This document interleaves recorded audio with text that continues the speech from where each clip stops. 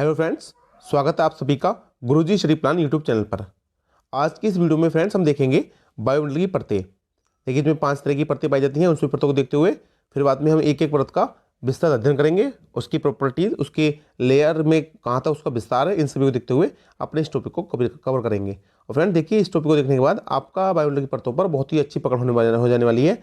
इससे एग्जाम में जो भी क्वेश्चन आएगा 1 या 2 नंबर का, वो आपका बिल्कुल 100% सही होगा और आपको नंबर देकर जाएगा। तो शुरू करते हैं फ्रेंड वीडियो आज की। देखिए सबसे पहले बात करेंगे पृथ्वी के वायुमंडल के बारे में। हम पढ़ें वायुमंडल को, उसी की 5 परतें हैं, 5 लेयर्स हैं। उन्हीं में से सबसे पहले बात होगी वायुमंडल की। पृथ्वी को चारों ओर से घेरे हुए वायु के विस्तृत फैलाव को वायुमंडल कहा जाता है। जो हमारी अर्थ है पृथ्वी, वो उसके चारों तरफ हवा का लेयर्स रूप में घिरी हुई है, तो उन्हीं को ही कहा जाता है वायुमंडल। और उनकी अलग अलग परतें हैं, वो हम आगे पढ़ेंगे। तो फिलहाल अभी समझिए कि अगर पृथ्वी के वायुमंडल की बात करें तो वायुमंडल वह है जो पृथ्वी को चारों ओर से घिरे हुए हैं। अब देखिए 2 साइंस की ब्रांचेज हैं जिसमें वायुमंडल की अगर ऊपरी परत का अध्ययन किया जाए तो वो एरोलॉजी के अंतर्गत किया जाता है। वायुमंडल की ऊपरी परत का, सबसे ऊपर की परत जो है, उसका अध्ययन एरोलॉजी में किया जाता है। और अगर वायुमंडल की निचली परत का, जो हमारी पृथ्वी की सतह से संपर्क में है, अगर उसका अध्ययन की बात करें तो मेट्रोलॉजी। जबकि हम कई बार पढ़ते हैं कि मेट्रोलॉजी, जिसको मौसम विज्ञान भी कहते हैं, जिसमें आंधी तूफान इत्यादि का जब हम अध्ययन करते हैं तो वो मेट्रोलॉजी के अंतर्गत आता है। और ऊपरी परत का अध्ययन एरोलॉजी के अंतर्गत आता है। दोनों ही बहुत ही मेन पॉइंट है, एग्जाम में क्वेश्चन इनसे सीधे पूछे जाते हैं। अब अगर बात करें वायुमंडल के, पृथ्वी के वायुमंडल के संगठन के बारे में कि एक वायुमंडल किन किन गैसों से मिलकर बना है, तो देखिए सबसे ज़्यादा जो गैस है वो है नाइट्रोजन। 78.07% नाइट्रोजन का लगभग हिस्सा पृथ्वी के वायुमंडल में है। ऑक्सीजन की बात करें तो वैसे तो 21% लिख देते हैं ऑक्सीजन को, लेकिन अगर बिल्कुल पॉइंटों की बात आए तो आप ध्यान रखिएगा 20.93% ऑक्सीजन का प्रतिशत है वायुमंडल के संगठन में। तीसरे नंबर पर ऑर्गन आती है जो कि 0.93% के साथ तीसरे नंबर पर वायुमंडल के संगठन के एक महत्वपूर्ण गैस है। और अगर बात करें कार्बन डाइऑक्साइड की तो वो 0.03% आपकी गैस है कार्बन डाइऑक्साइड। और एक पॉइंट और ध्यान रखिएगा फ्रेंड्स, अगर वायुमंडल में सर्वाधिक मात्रा में विद्यमान एक्रिय गैस की बात करें, देखिए एक्रिय गैस, जिनको इंग्लिश में एक्रिय गैस कहें, इनर्ट गैस कहें, इनर्ट गैस या नोबल गैस कहें, तो ये सभी एक्रिय गैसों में आती हैं। और एक्रिय गैसें कौन सी हैं? ऑर्गन, क्रिप्टॉन, जेनॉन, रेडॉन, ये सभी एक्रिय गैस हैं।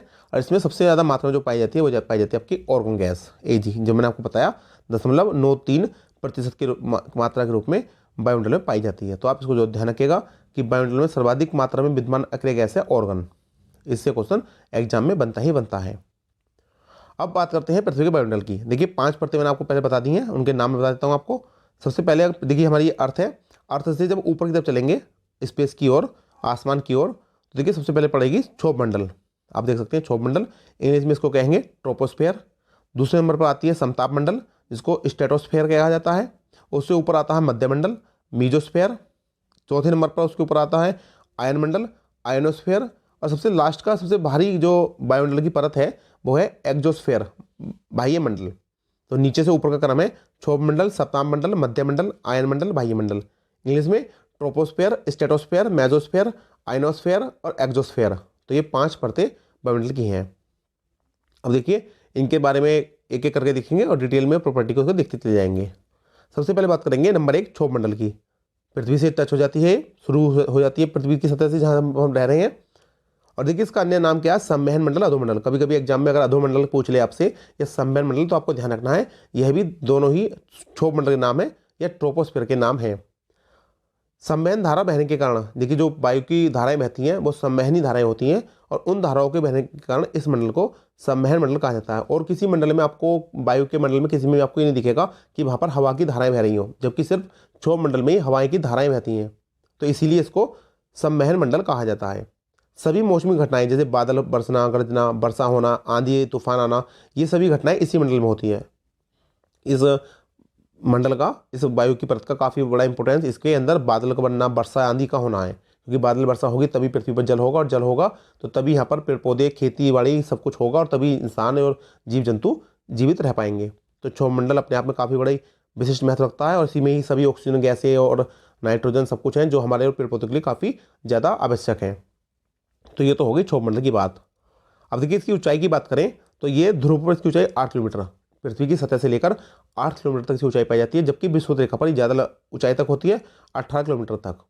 तो अगर कभी पूछें कि आपके क्षोभ मंडल की कितनी ऊंचाई है, तो आप ध्यान रखिएगा पृथ्वी की सतह 0 किलोमीटर मान लेंगे, जहाँ पर हम रहते हैं, वहाँ से लेकर लगभग 18 से 20 किलोमीटर तक क्षोभ मंडल पाया जाता है। ध्रुव पर कम है 8 किलोमीटर तक, लेकिन विषुवत रेखा पर इक्वेटर जो लाइन है हमारी, उस पर 18 किलोमीटर तक यह विद्यमान होती है। इसी परत में बादलों का घनत्व सर्वाधिक होता है, क्योंकि देखिए इसमें सभी मौसमी घटनाएं होती हैं, तो बादल तो स्वाभाविक है, सबसे ज़्यादा बादल घनत्व के रूप में इसी में ही होंगे। इस मंडल में ऊपर जाने पर प्रत्येक किलोमीटर पर 6.4 डिग्री सेल्सियस की दर से तापमान में गिरावट आती है। प्रत्येक किलोमीटर पर ऊपर जाएंगे तो 6.4 डिग्री सेल्सियस तापमान कम होता चल जाता है। इसे मीटर में कहें तो 165 मीटर पर 1 डिग्री सेल्सियस का अंतर इसमें आ जाता है। सेकंड आती है फ्रेंड्स समताप मंडल, स्ट्रेटोस्फेयर। इसमें तापमान सामान्यता है। देखिए इसमें तापमान समान क्यों रहेगा? देखिए नाम ही हमने रखा समताप मंडल, जिसमें ताप समान हो, और इसमें कोई प्रकार की मौसमी घटना नहीं होती। अब जब तक तापमान में हाई लो नहीं होगा तो ना ही बादल बनेंगे, ना ही वर्षा होगी, ना ही आंधी तूफान आएंगे। तो इसमें एक बिल्कुल समान तापमान और बिना मौसम की घटना का होगा। और ऐसा जो मंडल है ये समताप मंडल, यह वायुयानों के लिए बहुत ही आदर्श स्थिति प्रस्तुत करता है, क्योंकि जब आगे ना आंधी हो, ना तूफान हो, ना बादल हो, तो वायुयानों को उड़ने में दिक्कत नहीं आएगी। तो ये बहुत ही आदर्श स्थिति होती है वायुयानों के उड़ने के लिए। परंतु कभी कभी यहाँ पर भी कुछ विशेष प्रकार के बादलों का निर्माण हो जाता है। कभी कभी बहुत ही रेयर घटना होती है, लेकिन फिर भी पता होना जरूरी है कि हमको कि कभी कभी यहाँ पर बादल बन जाते हैं, और उनको कहते हैं मूलाभ मेघ। तो ध्यान रखिएगा, कभी कभी बनने वाले बादलों को कहा जाता है मूलाभ मेघ।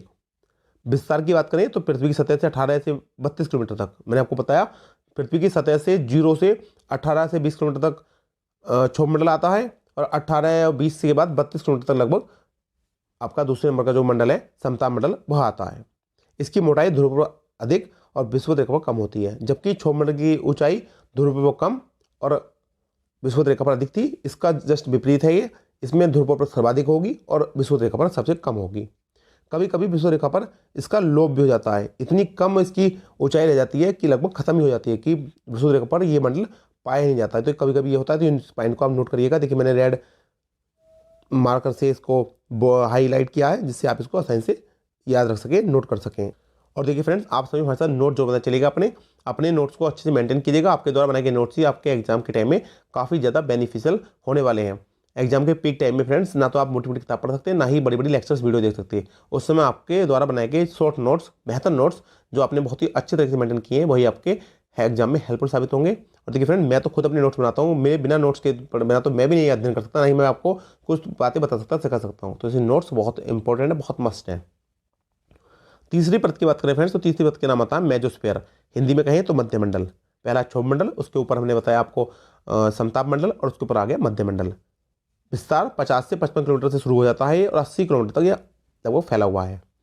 वायुमंडल की सबसे ठंडी परत पूछ लिया एग्जाम में आपसे कि सबसे ठंडी परत या सबसे ठंडा मंडल कौन सा है, तो ध्यान रखिएगा मध्य मंडल 5 मंडलों में सबसे ज़्यादा ठंडा मंडल है। यहाँ पर तापमान -100 डिग्री सेंटीग्रेड तक पहुँच जाता है। देखिए काफ़ी ज़्यादा कम तापमान है, तो -100 डिग्री सेंटीग्रेड तक यहाँ तापमान पहुँच जाता है। और उल्का पिंड से रक्षा करने वाला भी वायुमंडल का कवच ही कहलाता है। असल में होता क्या है, जब कभी ऊपर आसमान में दो पिंडों में टक्कर होती है, तो टक्कर होने के बाद वो पिंड तेजी से पृथ्वी को अगर गिरते हैं, तो इस परत में, इस मध्य मंडल या परत में आने के बाद यहाँ पर तापमान देखिए काफ़ी ज़्यादा कम है, -100 डिग्री सेंटीग्रेड। तो वो कितना ही, जब वो परत जो उल्का पिंड है वो टक्कर होकर पृथ्वी की तरफ गिर रहे हैं, तो वो काफ़ी ज़्यादा गर्म होंगे, आग से निकलते हुए धकते गोले होंगे। लेकिन जब इस मंडल में प्रवेश करते हैं, तो यहाँ इतनी ठंडे तापमान के कारण अब उनकी आग या जो भी उनमें अग्नि है सब धीमी पड़ जाती है, बुझ जाती है, और इस प्रकार उनकी अग्नि तो खत्म हो जाती है। बाकी वो अगली परतों में जाते हैं, जब वो समताप और क्षोभ मंडल में, तो वहाँ पर वो वायु के घर्षण से घिसकर भी खत्म हो जाते हैं। तो इसलिए मध्य मंडल को उल्का पिंड से रक्षा करने वाला वायुमंडल का कवच भी कहा जाता है। चौथे मंडल की बात करें तो इसको नाम है आयनोस्फीयर। विस्तार 80 से 640 किलोमीटर। देखिए मैं भी आपको एक लास्ट में इमेज के थ्रू इन पांचों मंडल को और भी बेहतरीन पिक्चराइजेशन की तरह से आपको समझा दूंगा, तो उससे आपको ये बहुत ही और अच्छी तरह से याद हो जाएंगे। तो फिलहाल आप देखिएगा, चौथे मंडल की बात कर रहे हैं, आयन मंडल की। विस्तार मैंने आपको बताया, जहाँ पर खत्म हो जाएगा आपका मध्य मंडल, वहाँ से शुरू हो जाएगा आयन मंडल, और लगभग 80 से 640 किलोमीटर तक का होता है। काफ़ी ज़्यादा इसकी रेंज होती है। इसमें विद्युत आवेशित कणों की अधिकता होती है, और जिन्हें आयन कहा जाता है, और आयन के नाम पर इसको आयन मंडल या आयनोस्फीयर नाम दिया गया है। और देखिए ये करते क्या हैं, ये आयन रेडियो तरंगों को पृथ्वी पर परावर्तित करते हैं, जिससे संचार व्यवस्था सुचारू रूप से कार्य करती है। अब देखिए क्या होता है, पृथ्वी पर यहाँ पर देखिए मैंने कोई टावर लगा हुआ है, उस टावर से, और देखिए यहाँ आयन मंडल है, आयन मंडल में एक आयन रूप में कण है काफ़ी ज़्यादा, कितने 80 से 640 किलोमीटर की रेंज है। इस रेंज में खूब सारे आयन के पारिवारिक छोटे छोटे कण हैं। अब यहाँ से कोई सिग्नल भेजा गया तो इसे इस पर इन आयन से जाएगा, वहाँ से परावर्तित होकर वापस पृथ्वी पर आ जाता है। और यहाँ पर मान लीजिए दूसरा टावर लगा हुआ है, इस टावर से इसने इसको सेंड किया और इसने रिसीव किया, तो ये भेजने वाला हो गया, ये रिसीव करने वाला हो गया। और इस कहाँ से रिसीव हो पाया, इस आयन मंडल के आयन के कणों द्वारा परावर्तित होकर। तो यही काम ये करता है आयन मंडल, और इसी कारण ही हमारी संचार व्यवस्था काम करती है बहुत बड़े तरीके से। अगर आयन मंडल ना होता तो हमारे सैटेलाइट, फ़ोन और ये टीवी सब जो भी सिग्नल आ रहे हैं सब कुछ नहीं, संभव नहीं हो पाता। इस मंडल की खास बात है कि इस मंडल में ऊंचाई पर जाने पर तापमान में तेजी से वृद्धि होती है। देखिए इसके बारे में आप जान लीजिए। देखिए मैं आपको बताता हूँ, क्षोभ मंडल से जब हम ऊपर पर बढ़े तो तापमान गिरावट हुई, फिर हम पहुँचे समताप मंडल में, वहाँ पर उसको नामी समताप है तो ताप समान हो गया, वहाँ तापमान ना बढ़ा ना घटा, जो तापमान रह गया वो समान रूप चलता रहा। देखिए पृथ्वी से क्षोभ मंडल से ऊपर गए तो चलने पर तापमान गिरा, समताप मंडल में तापमान समान रह गया। समताप मंडल से ऊपर आए मध्यमंडल, मध्यमंडल में तापमान फिर गिरना शुरू हो गया, क्योंकि यहाँ पर सबसे ठंडा मंडल है मध्यमंडल, तो तापमान बहुत गिर गया, -100 तक पहुँच गया। उसके बाद जब हम पहुँचे आयन मंडल में, तो आयन मंडल में अब जैसे जैसे हम ऊपर बढ़ेंगे आयन मंडल के, तो तापमान दोबारा से बढ़ता है। ये भी आपको बहुत पता होना चाहिए, कई बार स्टूडेंट इसमें कन्फ्यूज रह जाते हैं। पहले तापमान घटेगा, फिर तापमान समान हो जाएगा, बल्कि इसे ऐसे समझिए, तापमान बढ़ा, फिर तापमान समताप में समान हो गया, फिर मध्यमंडल गिरना शुरू हुआ, उसके बाद दोबारा से तापमान बढ़ना शुरू होगा आपके आयन मंडल में। तो इसलिए कहा गया है कि इस मंडल में ऊंचाई के साथ तापमान में तेजी से वृद्धि होती है। अब सबसे लास्ट आता है बाह्य मंडल। पृथ्वी की सतह से 640 किलोमीटर की ऊंचाई के बाद का जो भी मंडल है, 640 तक तो हमारा आयन मंडल खत्म हो गया, उसके बाद जो शुरू होगा वो होगा बाह्य मंडल, और वो 640 किलोमीटर की ऊंचाई से शुरू हो जाएगा और फिर अंत तक ये बाह्य मंडल ही चलता रहेगा। इसकी कोई ऊपरी सीमा निश्चित ही नहीं है, और इसमें हाइड्रोजन व हीलियम गैसों की प्रधानता होती है। देखिए इसमें वायुमंडल में वायु का बहुत ही कम घनत्व होता है, बहुत ही हल्की गैसें पाई जाती हैं, और हाइड्रोजन और हीलियम काफ़ी हल्की गैसें हैं, तो इस वायुमंडल में यही गैसें पाई जाती हैं। और ऑरोरा बोरस और ऑरोरा ऑस्ट्रेलिस, ये दो घटनाएं हैं जो कि ध्रुवों पर दिखाई देती हैं। ऑरोरा बोरस और ऑरोरा ऑस्ट्रेलिस घटनाएं इसी मंडल में घटित होती हैं। कई बार क्वेश्चन पूछा गया है कि कभी पूछ लेगा आपसे ऑरोरा बोरस या पूछेगा ऑरोरा ऑस्ट्रेलिस, ये घटनाएं वायुमंडल की किस परत में घटित होती हैं। तो आपको पता होना चाहिए कि सबसे लास्ट का जो एक्सोस्फीयर है, वायुमंडल है, उसी में ही ये दोनों घटनाएं घटित होती हैं। अब फ्रेंड एक चीज़ और समझिएगा, इन 5 मंडल के अलावा एक है ओजोन मंडल। हालांकि ये कोई अलग से ना तो परत है वायु की, ना ही कोई मंडल है, इसका हम अध्ययन अलग से करते हैं। उन 5 वायुमंडल के 5 प्रकारों में इसका अध्ययन नहीं आता। ये कह सकते हैं कि उनके उप प्रकार में इसका अध्ययन हो सकता है, लेकिन सीधे सीधे 5 प्रकारों में ये नहीं आता। लेकिन ये ओजोन मंडल को आपको जानना बहुत जरूरी है। इसका विस्तार पृथ्वी की सतह से 32 से 60 मीटर की ऊंचाई तक है, बल्कि मीटर नहीं किलोमीटर होगा फ्रेंड, यहाँ मिस्टेक हुई टाइपिंग में। पृथ्वी की सतह से 32 से 60 किलोमीटर की ऊंचाई तक इसका विस्तार है। इस मंडल में ओजोन गैस की परत पाई जाती है। तो आप सब बहुत ही भली भांति वाकिफ होंगे कि जैसे इसका नाम ओजोन है और ओजोन गैस आपने सुनी है कि ओजोन गैस पाई जाती है, तो ओजोन मंडल में पाई जाती है। तो ये सूर्य से आने वाली पराबैंगनी किरणें जो अल्ट्रावायलेट रेज हैं उनको अवशोषित कर लेती है, और इससे क्या होता है कि पृथ्वी पर ये अल्ट्रावायलेट विकिरण पृथ्वी पर नहीं आ पाती। और इसका आने से सबसे बड़ी हानि यह है कि मनुष्य की अगर त्वचा पर पड़ जाए हानि पराबैंगनी किरणें, तो मनुष्य को त्वचा का कैंसर, स्किन कैंसर कर देती हैं। तो ये बहुत ही जरूरी है इस परत का होना, जो कि हमारे ओजोन गैस पराबैंगनी विकिरण को अवशोषित कर लेती है। ओजोन मंडल में ऊंचाई के साथ साथ तापमान भी बढ़ता जाता है। अब देखिए ओजोन परत को जो संरक्षण सबसे ज़्यादा क्षरण कर रही है, इसका नुकसान कर रही है, इसकी हानि कर रही है, तो वो गैस है CFC, जिसको कहा जाता है क्लोरोफ्लोरोकार्बन। और निकलती कहाँ से है ये? AC से, फ्रीज से। AC जो हमारे एयर कंडीशनर है, और फ्रीज जहाँ भी ठंडा करने की चीज़ है, तो वहाँ पर CFC गैसों का प्रयोग होता है, और वहाँ से CFC जो निकलती है तो वो ओजोन को सबसे ज़्यादा क्षरण करती है, उसकी ज़्यादा हानि कर रही है। और ओजोन परत की मोटाई की बात करें कि किस में मापी जाती है, तो डाप्सन इकाई में। कई बार एग्जाम में पूछा गया क्वेश्चन है कि ओजोन परत किस इकाई या किस यूनिट में मापी जाती है, तो ध्यान रखिएगा डाप्सन इकाई में ओजोन परत को मापा जाता है। अब देखिए एक बहुत ही बेहतर पिक्चराइजेशन से आप समझिएगा कि असल में होता क्या है, ओजोन परत क्यों जरूरी है और ग्रीन हाउस इफेक्ट क्या कर रहे हैं। देखिए ग्रीन हाउस इफेक्ट आप जानिए, जैसे CO2 गैस है, कार्बन डाइऑक्साइड गैस है, ये सभी गैसें किसमें आती हैं? ये CFC, ये सभी गैसें आती हैं आपके ग्रीन हाउस गैसों में। अब ग्रीन हाउस गैसों से होता क्या है, जिस तरह से हमने आपको बताया कि वायुमंडल में 5 परतें हैं, पृथ्वी के ऊपर लगभग 5 परतें हमको बताई, क्षोभ मंडल, समताप मंडल, मध्य मंडल, आयन मंडल, बहिर्मंडल। तो इस प्रकार एक ग्रीन हाउस गैसों का भी एक परत बन जाती है, जिसमें CO2 और अदर गैस हैं, जल वाष्प हैं, ये सभी गैसें CFC एक परत बना लेती हैं, इकट्ठी होकर एक परत बना लेती हैं। और होता क्या, देखिए ऊपर से जब सूरज का रोशनी आई, सामान्य अगर गैस की परत ना हो, अगर ग्रीन हाउस गैस की परत ना हो, तो जब सूरज से रोशनी आएगी तो पृथ्वी पर टकराएगी, टकरा के क्या होगा, परावर्तित होकर और वो वापस चली जाएगी सूर्य की हीट। तो इससे क्या होगा, पृथ्वी का तापमान दिन में तो बढ़ेगा, लेकिन रात में जब तापमान हीट वापस चली जाएगी, सूरज नहीं दिखेगा, तो वो हीट वापस जाके पृथ्वी का तापमान सामान्य बना रहेगा। लेकिन ग्रीन हाउस गैसें जो हैं उससे क्या फर्क पड़ता है, उनसे एक परत बन जाएगी पृथ्वी पर, लेयर ऊपर 32 से 40 किलोमीटर के आसपास ही लेयर बन जाती है।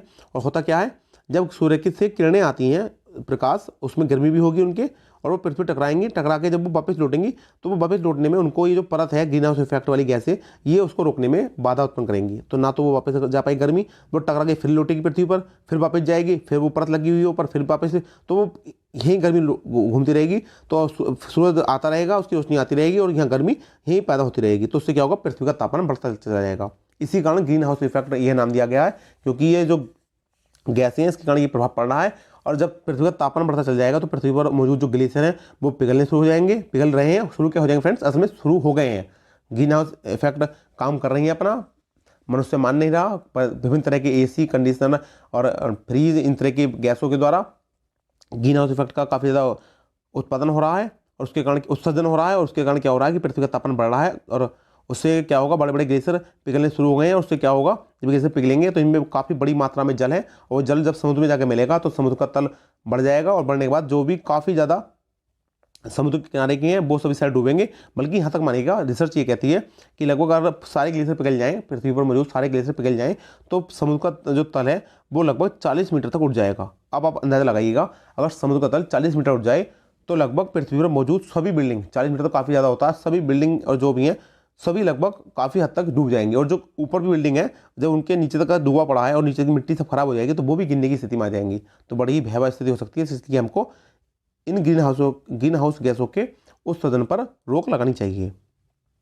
और फ्रेंड, मेरे लास्ट में आपको मैंने बताया था कि मैं आपको इन 5 परतों को एक बड़े ही पिक्चर से और समझा दूंगा, तो आप इसको भी देख लीजिएगा।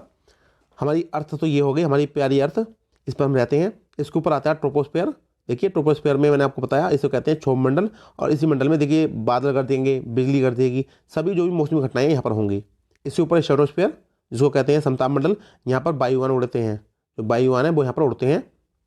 बहुत ही आदर्श स्थिति है, ना कोई घटना घटती मौसम की, ना कोई आंधी तूफान आते हैं। इसके ऊपर है मेजोस्फेयर। मेजोस्फेयर मध्य मंडल है, और ये हमारा रक्षा कवच है उल्काओं का। अगर ऊपर से उल्का पिनाक गिरते हैं तो इतने ठंडा है कि इस ठंडे में उनकी जो अग्नि जो जल रही है, उनमें आग जो उनमें उत्पन्न है, उसको वो बुझा देगी, उसका तापमान काफ़ी कम करके उनको ठंडा कर देगी, ताकि पृथ्वी को कोई खतरा न रहे। उससे ऊपर मैंने बताया थर्मोस्फेयर, इसको आयनोस्फेयर भी कहते हैं, आयन मंडल। यहाँ पर सैटेलाइट काम करते हैं, क्योंकि यहाँ पर आयन की सर्वाधिकता होती है। और उसके बाहर का मैंने बता दिया आपको एक्सोस्फेयर। एक्सोस्फेयर की तो कोई सीमा नहीं है, ऊपर अनंत तक एक्सोस्फेयर ही है। तो ये इस इमेज के द्वारा आप इसको अच्छे से समझ सकते हैं।